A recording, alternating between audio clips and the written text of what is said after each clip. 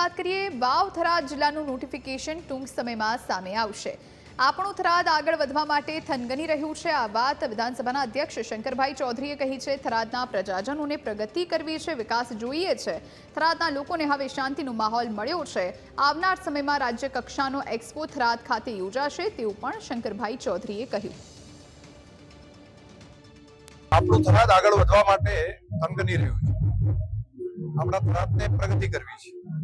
આપણા થરાદના પ્રજાજનોને વિકાસ જોઈએ છે।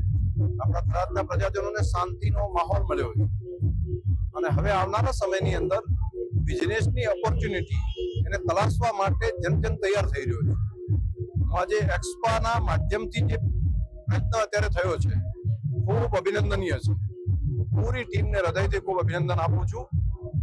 આ વર્ષે આજે એક્સપો દેખાય છે તો બધા ખુશ છે કે આવડો મોટો એક્સપો થયો, પરંતુ આવનારા વર્ષે રાજ્ય કક્ષાનો મોટો એક્સપો એ આપણા થરાદની અંદર હશે અને ઘણું બધું ડેવલપમેન્ટ, ઘણા બધા નવા સપનાઓ, ઘણા નવા સપના સાકાર કરવા માટેની યોજનાઓ, એ સાથે યુથ છે, ખાસ કરીને યુવાનો છે, તેમને આવનારા સમયમાં વધારે ઓપોર્ચ્યુનિટી મળે, જે સ્ટાર્ટઅપ કરી રહ્યા છે એ લોકોને ઓપોર્ચ્યુનિટી મળે, એ માટેનો એક માહોલ તૈયાર થઈ રહ્યો છે।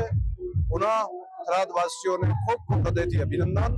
વાવ થરાદ જિલ્લો બનતાની સાથે નવા વિકાસના આયામો એની શરૂઆત થઈ રહી છે।